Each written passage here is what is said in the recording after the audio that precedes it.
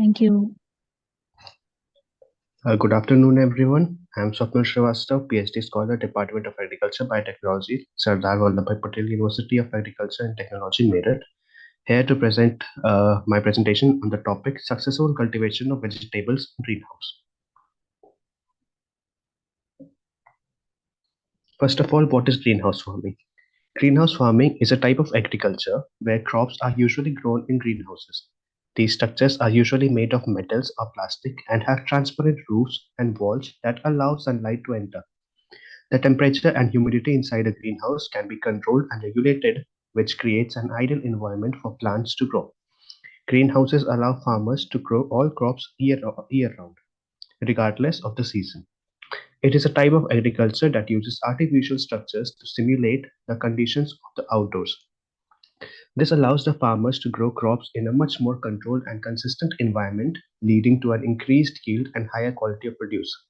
Greenhouse farming involves cultivating plants under controlled conditions in an enclosed environment. This type of farming is widely practiced in developed countries and is now gaining popularity in India. The government is promoting greenhouse farming and has released a list of crops that can be grown under controlled conditions. The government also provides subsidies and loans to encourage farmers to take up this form of cultivation. Classifications of greenhouses on the basis of suitability and cost. First, low cost or low tech greenhouses. Low cost greenhouse is a simple structure constructed with locally available materials such as bamboo or timber. The ultraviolet film is used as a cladding material. Unlike conventional or high tech greenhouses, no specific control devices or regulating environmental parameters inside the greenhouse are provided. Simple techniques are, however, adopted for increasing or decreasing the temperature and humidity. Even light intensity can be reduced by incorporating shading materials like nets. The temperature can be reduced during summer by opening the side walls. Such structures is used as rain shelter for crop cultivation. Otherwise, inside temperature is increased when all side walls are covered with a plastic film. This type of greenhouse is mainly suitable for cold climatic zones.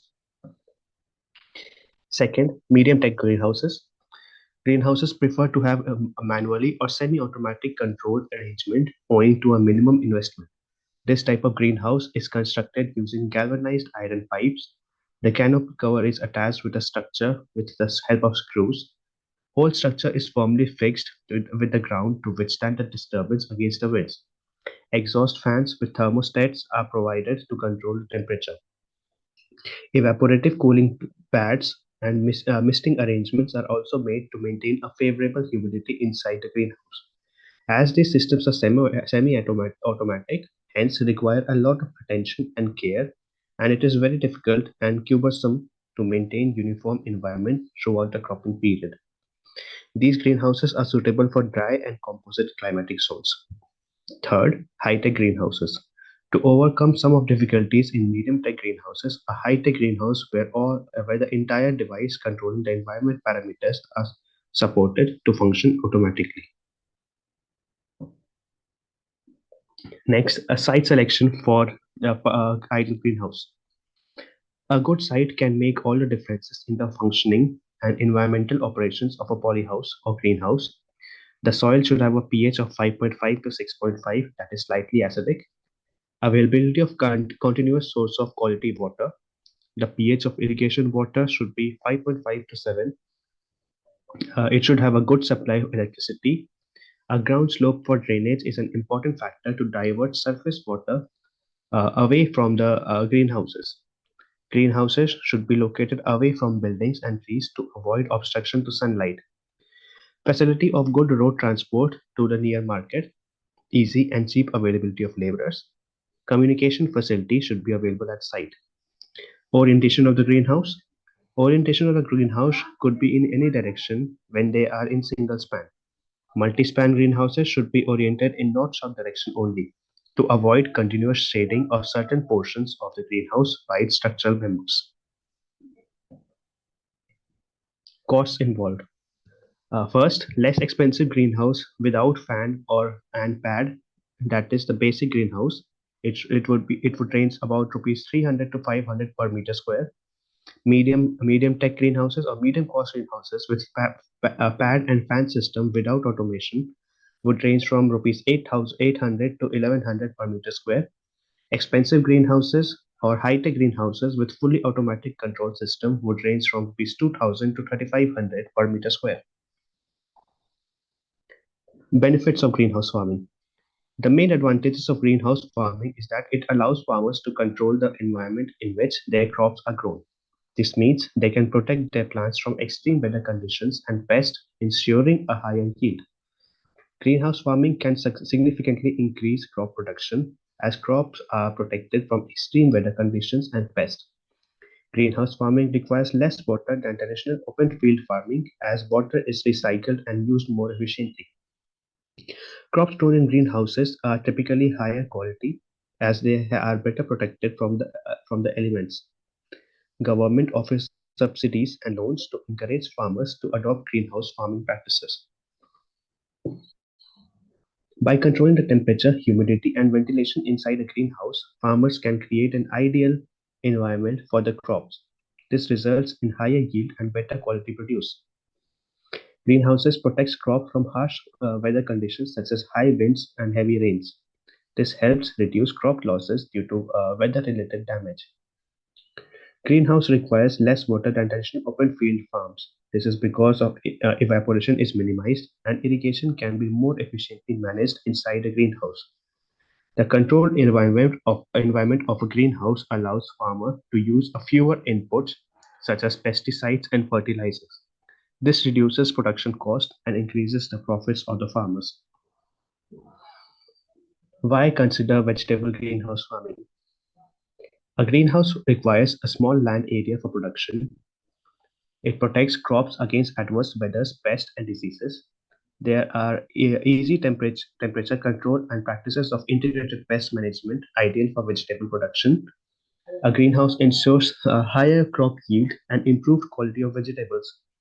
There is an efficient use of resources like water and nutrients. Water requirement of crops is limited and easy to control. The crop yield may be 10 to 12 times higher than that of outdoor cultivation, depending on the type of greenhouses, crop type, environmental control facilities. Reliability of crop increases under greenhouse farming. Ideally suited for vegetable crops, off-season production of vegetable crops, disease-free, genetically superior transplants can be formed continuously. Efficient utilization of chemicals and pesticides control pests and diseases. Suitability of greenhouse vegetable farming. Greenhouse farming for vegetables can be suited for starting hardy vegetable plants early, growing tender crops such as tomatoes, chilies, peppers, cucumbers, and aubergines through summer months, trying such exotic and heat-loving plants such as sweet potatoes, melons, and okra. Vegetables to grow in the winter in greenhouses. Vegetables best for greenhouse vegetable gardening in the winter season include lettuce, spinach, radish, tomatoes, peppers, and cucumbers. Though what you can successfully grow depends on the nighttime temperature you decide to keep. A cool greenhouse with a nighttime temperature range of 4 to 7 degrees Celsius works for lettuce, spinach, and radishes. Peppers, tomatoes, and cucumbers need warmer temperature at night around 18 degrees Celsius, particularly when the fruit is growing. Temperature management in greenhouse vegetable farming. High or low temperature have negative effects on plant growth and development. Pest pressure increases as temperature increases, and the greenhouse can be considered as a solar energy collector. Solar radiation is reflected, absorbed, and transferred. During the summer season, shade cloths are used to reduce the heat load and air temperature, but it has negative effects since it reduces the irradiance of the crops. The shade cloth subdivides the volume of air inside the greenhouses into two separate microclimates below and above the shade cloth. Another method to reduce the temperature is by applying a shading compound on the glazing. This process is more efficient because the compound is applied to the outside of the glazing Light is diffused more efficiently through the greenhouse, and the volume air inside the greenhouse is not compromised. Spacing between rows and plants in the greenhouse. It is very important because parameters such as light, air circulation, and performing day-to-day tasks can be compromised. In greenhouse farming, every space has to be maximized. So it is imperative to consider plant needs for optimum growth and development, while at the same time maximizing resources. For example, tomatoes are grown in rows that are about 6 feet apart. Each row has two plants and they are 2 feet apart. In each row, there is a drip system that waters and feeds each plant, and excess water is collected in a trough running along the length of each row. Let's suppose the grower decides to grow lettuce. The changing of the greenhouse layout for growing lettuce plants will be consuming, expensive, and some of the volume of the greenhouse will be unused. Location of a greenhouse for vegetable farming. The ideal location for a greenhouse system has high winter light intensity, moderate temperature, low humidity, and easy access to markets. The easy availability of existing utilities will help reduce establishment cost and then will affect ongoing fuel cost. Avoid trees or buildings that can shade the greenhouse, although windbreaks will help in reducing heating cost if properly located. Be sure to leave sufficient room for future expansion of highways. Highways have made transporting grown vegetables easier. Locating greenhouses grown vegetable near large population areas is very important. For example, high quality tomatoes must be vine ripened. Ripe tomatoes are hard to transport, so the closer they are to the retail market, the better it is. Successfully cultivating vegetables in a greenhouse involves creating an environment that mimics the optimal conditions for plant growth. Here are the key steps and factors to consider. Choose the right vegetable. Select vegetables that are well suited for greenhouse cultivation. Many common greenhouses vegetables include tomatoes, cucumbers, peppers, lettuce, spinach, and herbs. Greenhouse selection. Choose the right type and size of greenhouse. Consider the factor such as sunlight, exposure, ventilation, insulation. Greenhouses can be made of glass, polycarbonate, or polyethylene, each with its own advantages. Temperature control. Maintain an optimal temperature range for your chosen vegetable. Most vegetables thrive in temperature range between 60 to 80 Fahrenheit or 15 to 27 degrees Celsius. Use heaters, fans, and vents to control temperature. Lighting. Ensure proper lighting, especially during the winters or in regions with limited sunlight. Supplement natural light with artificial lighting using high quality LED grow lights. Watering and irrigation.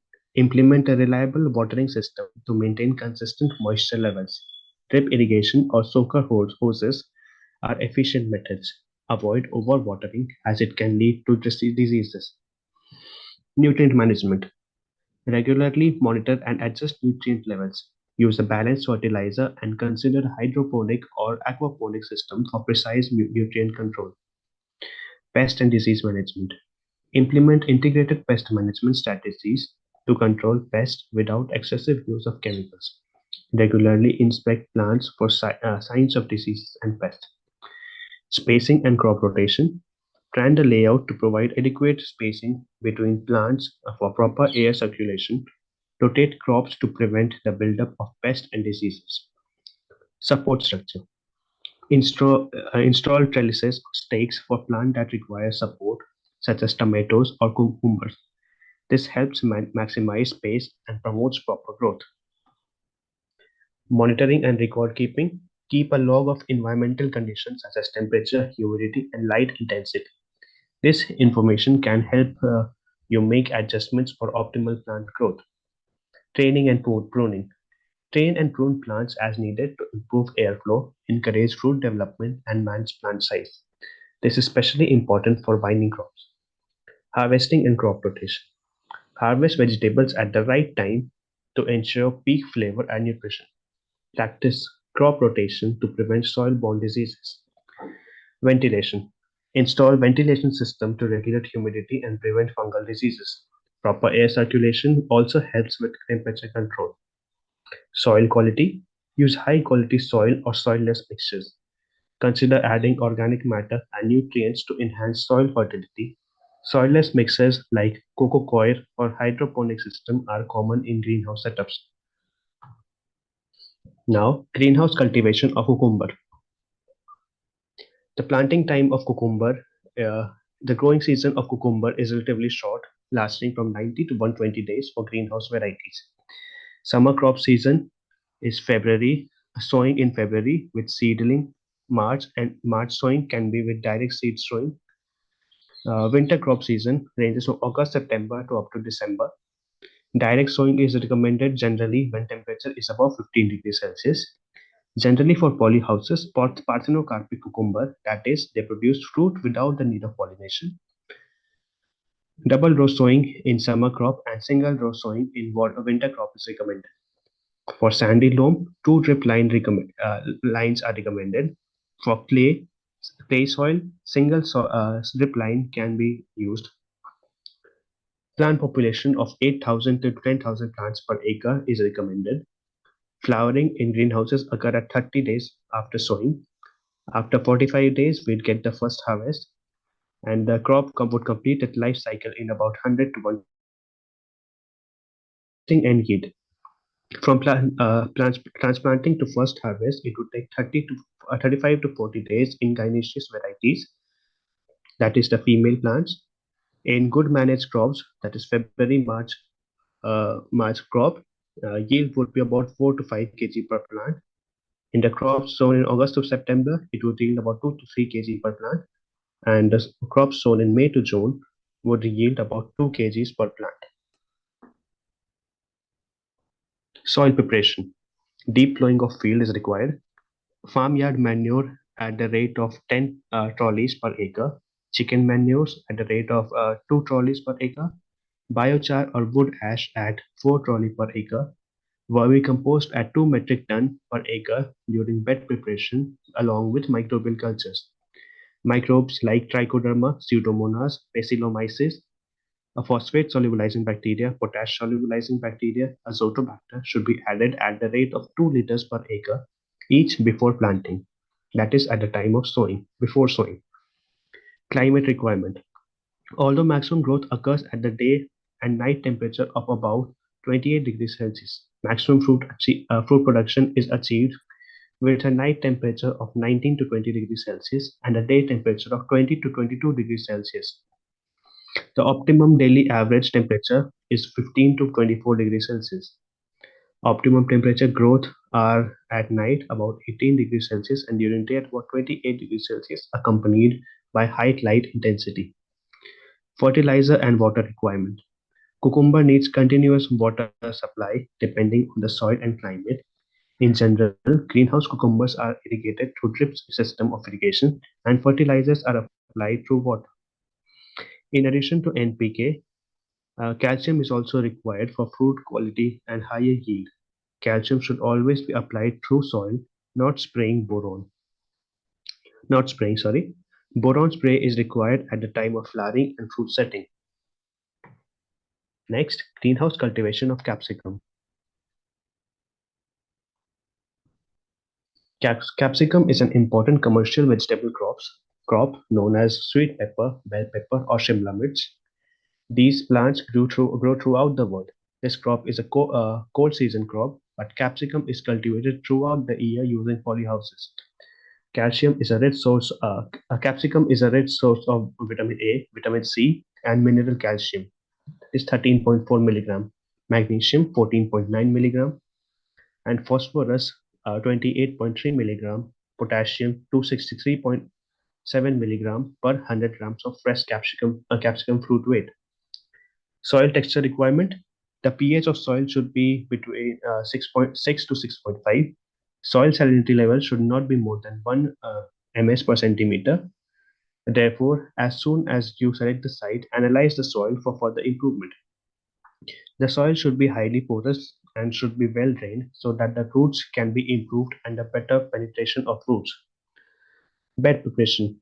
Heights of bed should be 1 feet or 30 centimeter. Width should be 3 feet, that is 90 centimeter.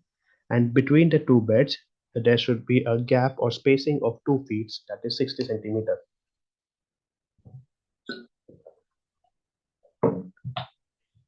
Capsicum cultivation transplanting. Plant trans plant Plants are transplanted in soil without disturbing the root ball. Two row two rows are planted on a single bed. Plant to plant distance is 45 to 50 centimeter. Row to row distance is 50 centimeter. After plantation, maintain moisture of 80 to 90% for the protection of plants from 2 to 3 weeks. Irrigation.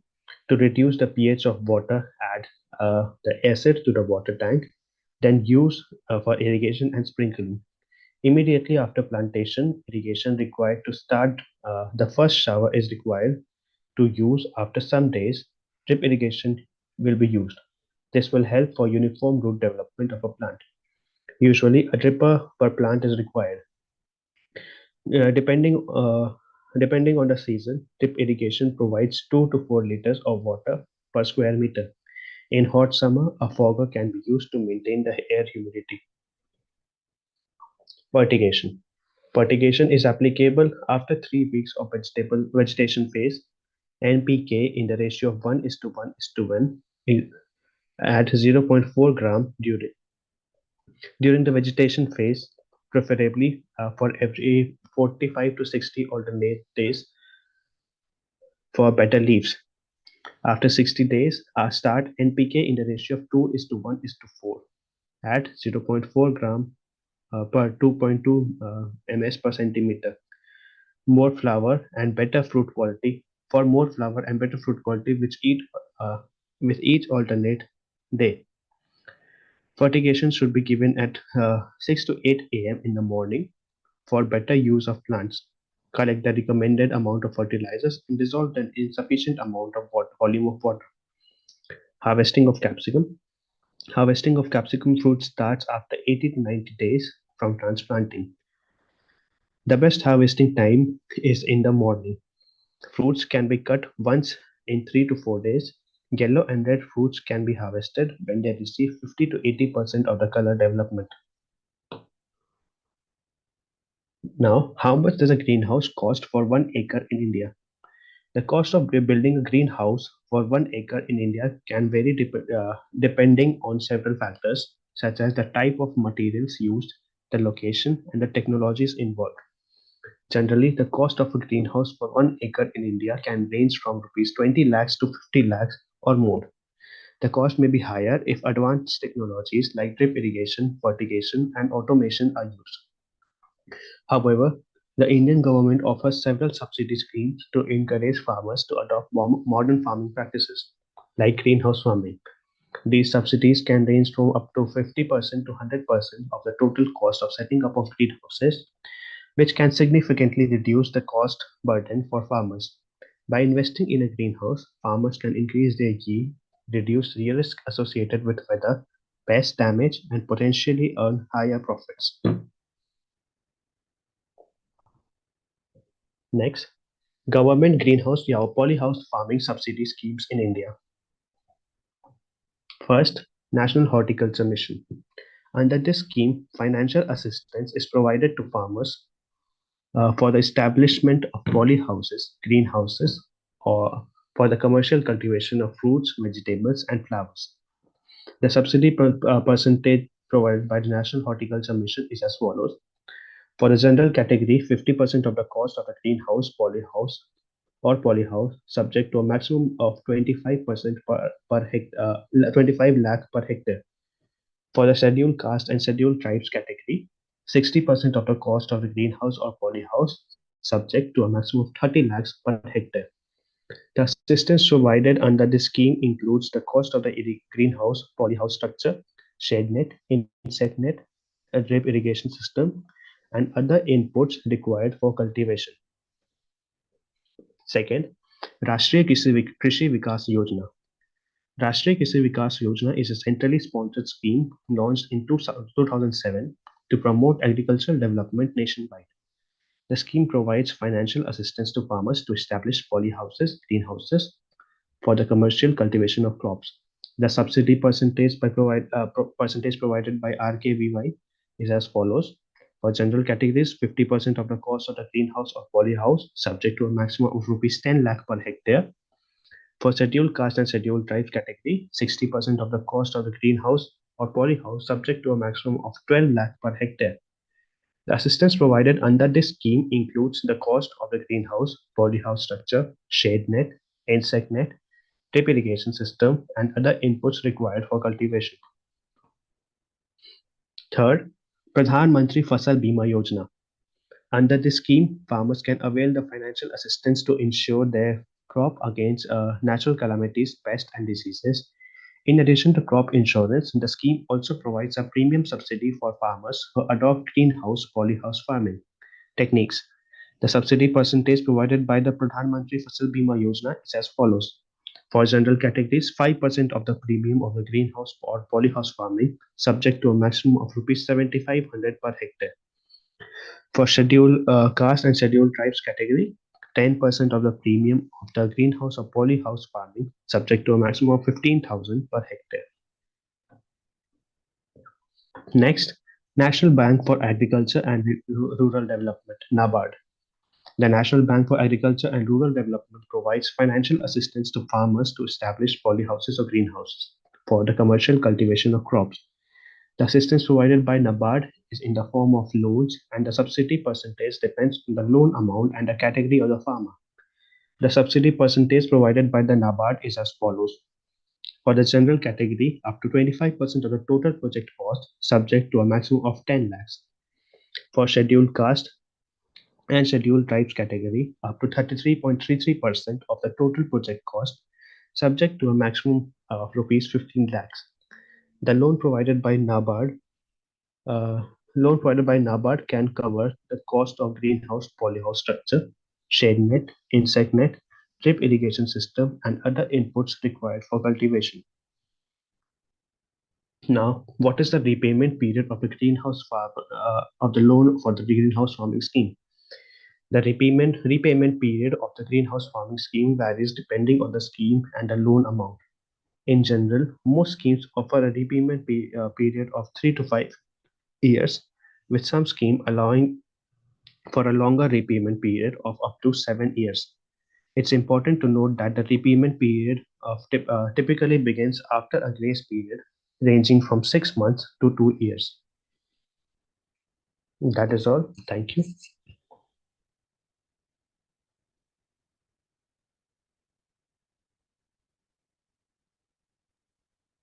Thank you, Mr. Swapnil, for the detailed presentation. Now I'll take up some questions. Sure.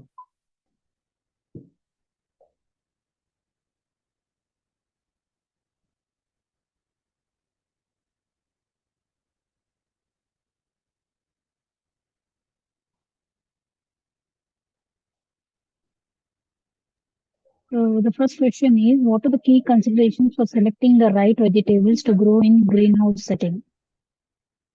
So, as discussed in the presentation two, the key consideration uh, uh, should be according to the local climate too, and according to the size and the climate of the local environment, along with the pH of the soil, and also the availability of water and the temperature requirement of the crop.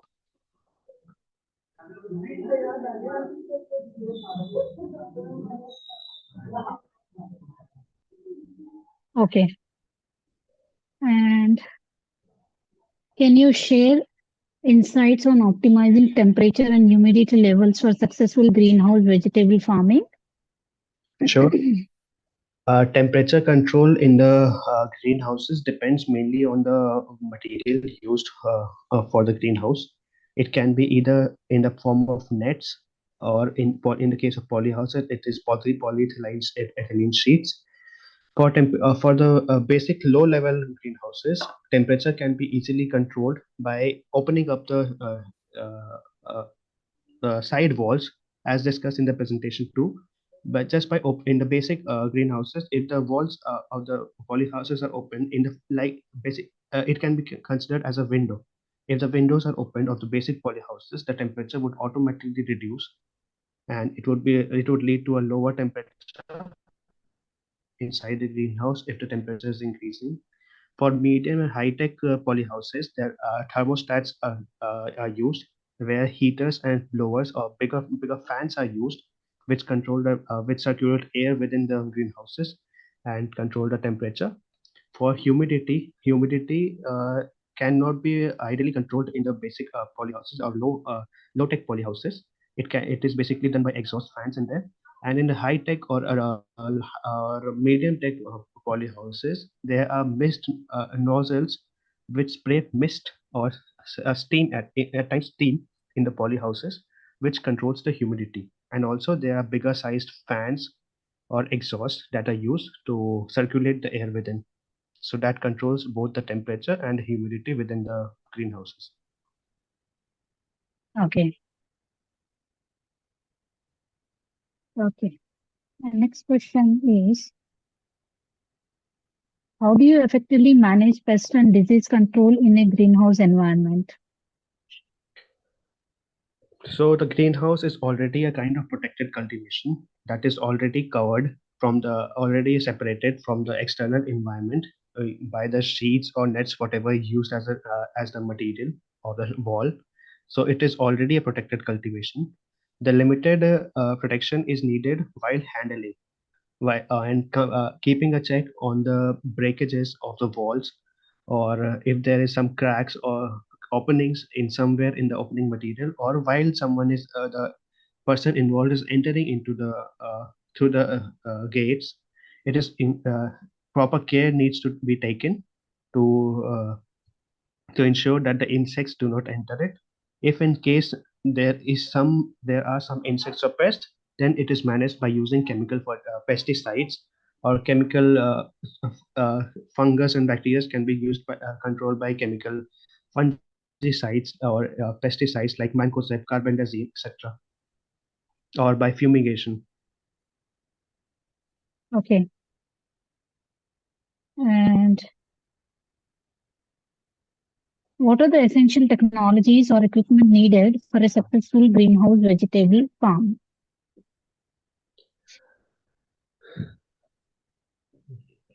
So the basic technologies are mainly related to control of temperature, humidity, and irrigation. So for irrigation, the best approach can be inside like for a bigger greenhouse, it can be either by sprinkler systems or by drip irrigation. Drip irrigation is considered for best for the optimum water use efficiency. Sprinkler systems can be used in case where there are bigger systems, but that would require a bit more skill and more cost. It would incur more cost in setup of the whole system. Then it were then coming to temperature and humidity, as already discussed, that would require larger sized fans, exhaust, or heating and cooling by heaters, blowers, or cooling by air conditioners that would be required. So these are the new technologies that can be introduced in the greenhouses. Mr. Swapnil, you can stop sharing the screen and start your video if you're comfortable with. Yeah, sure.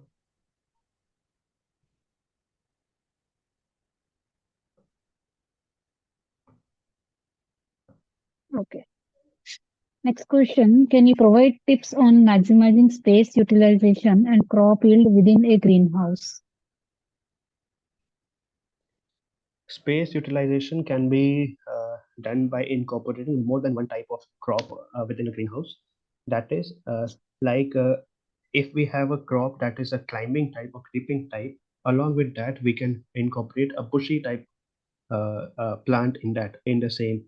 Suppose, like for taking example of tomatoes, if we take climbing type tomatoes, we can incorporate bushy type chilies along with it. So we'll get dual yield both from chili as well as tomatoes. Both of them required almost the same cultural practices. so it will be beneficial for both. Another example can be incorporating of small short duration fruit crops, like if we incorporate grapes, like creeping climbing type grapes. Along with that, some other vegetables or other fruits can be incorporated. Okay. And what are the most common mistakes that beginners make in greenhouse vegetable farming, and how can they be avoided? Basic mistakes that can be made is not providing the proper level of fertilization, or providing. That is, inside it is since it is a controlled environment, it requires specific like levels of fertilization, and if like over fertilization will also have a negative impact on it. And the soil and the irrigation water that is used should be regularly checked. Normal irrigation water, like the ones groundwater, if used in drip irrigation systems, that contains a calcium and magnesium salts, which often lead to clogging of the pores of the drips. So that is a problem, which would lead to a lower efficiency and clogging of the pipes. So that is important to check the quality of the soil and the irrigation water which is being used. Okay. And have you stopped screen sharing? I No, can not yet. see it. I'll just stop it. Yeah, done. Yeah. Okay. Fine. I can see. Yeah. And how do you determine the ideal watering and irrigation practices for different types of greenhouse vegetables? The most ideal system for irrigation in the greenhouse would be drip irrigation. That has that is easily controlled by the pumps, and the amount of irrigation which needs to go on each plant, that will be watering the plant to its directly to its base or near its root zone. That can be easily controlled by the pumps and the size of the nozzles that are used at the base of the plants. So it is the most efficient. Second would be by sprinkler system. Sprinkler system also get a benefit, like a easily foliar spray of some fertilizers or pesticides, but if needed to be done, that can be easily mixed with the water and be sprayed directly on the crop foliage of the crop.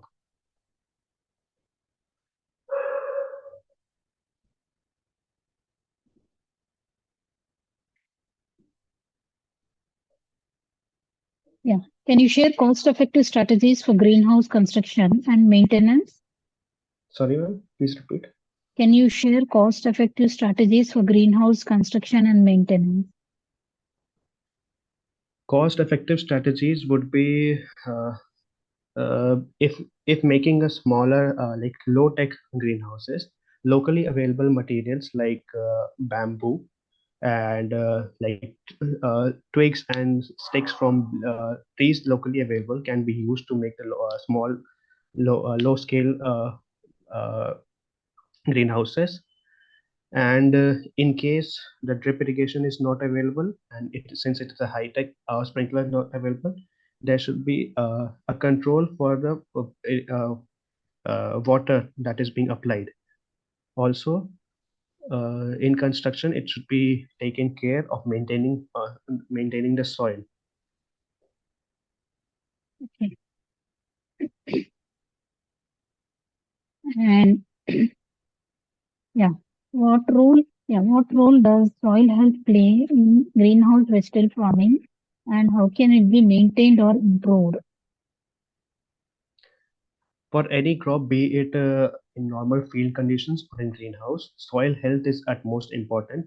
Uh, if the soil is already infected with pathogens, it would be very bad, be it in field condition or in greenhouses. Since in greenhouses, it is already a controlled environment and limited in a particular space. If a single crop is infected by any pest or diseases, it is there is a very likely chance that it would spread very fast to all the surrounding plants, and the yield would be reduced or not. Second, maintenance of soil health can be done by regular soil testing. Before planting and sowing of a crop, soil testing should be done. For soil testing, the farmers can easily go to their nearby Krishi Vigyan Kendras or KVKs or farm science centers, which are affiliated to agriculture universities. And there are about 500, more than 500 KVKs now opened all over the country. The farmers can take their soil samples to KVKs and get it tested for their nutrient content, as well as the if to check if there's any inoculation for any pest or any pathogen in the soil. If not, if that soil is healthy, if if it is there, proper treatment should be done by either cultural methods or chemical, physical, whatever methods are available. In cultural methods, the soil can be deep plowed or deep summer plowing, flooding, and hot water treatment, etc. Or by if there are pathogens, there can be fumigation and application of fungicide, pesticides before sowing of the crops to maintain the soil. An addition of organic manures like farmyard manure, cow dung, etc., can be done to maintain the soil health. Okay. And how do you create balanced nutrient management plan for various vegetables grown in greenhouse? So, for a balanced nutrient management for the soil and crop health, it is important to practice crop rotation. So by crop rotation, it would mean if we do tomatoes for the first season, the next season it should be something else. Suppose tomato takes up the nitrogen from the soil, so next crop should be a legume like cowpea or something like that, or legume that would again fix the nitrogen from the atmosphere and enrich the soil again with the nutrients. Okay. And what market trends or consumer preferences should greenhouse vegetable farmers be aware of to, to enhance their profitability? The most recent trend nowadays is true organic farming. If a farmer practices greenhouse cultivation and also the organic farming together, that is without the use of any chemical pesticides or insecticide or fungicide, using natural methods. So that would be the most trending in the, because of the uh, uh, growing demand of organic foods. The people are now trying to avoid the chemically induced products to owing to their health. So organic farming inside a greenhouse would be a very good suggestion. Also, greenhouse would give upper hand to the farmers to sell their produce, create produce an off-season crop. So that would also be a benefit to gain extra income before the normal harvest are available in the market. Okay. And are there any specific government regulations or certifications that greenhouse vegetable farmers need to be mindful of in their operation? I'm sorry, I'm not aware of this. Okay.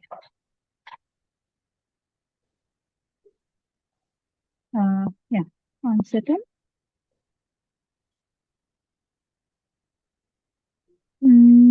I think I don't see any more questions from our participants. Before we end, can you let us know brief details about your career background and what made you to take an interest in this particular subject in agriculture? I mean to say, how did you enter the agriculture sector firstly? Actually, I chose agriculture for me while I was pursuing my plus two, that is in my class 12. I was searching for other subjects that I can pursue other than medical, because being from biology background, it is the most chosen one is medical. I didn't want to go for the same, so I was looking for options. Then I came across agriculture as a subject. I got fascinated by it. Then I chose it as my graduation subject, and now it's been 8 years since. And right now I'm in my second year of my PhD in the same. Okay, great to know. Okay, yeah. Okay, Mr. Swapnil, I don't see any more questions from participants. So now we have come to end of question round. On behalf of agricultureinformation.com, we like to thank you for the detailed presentation and answering all the questions in depth. And we also like to thank all the participants for joining this meeting. The meeting will now be closed. It was my pleasure too. Thank you very much. You're most welcome. Thank you.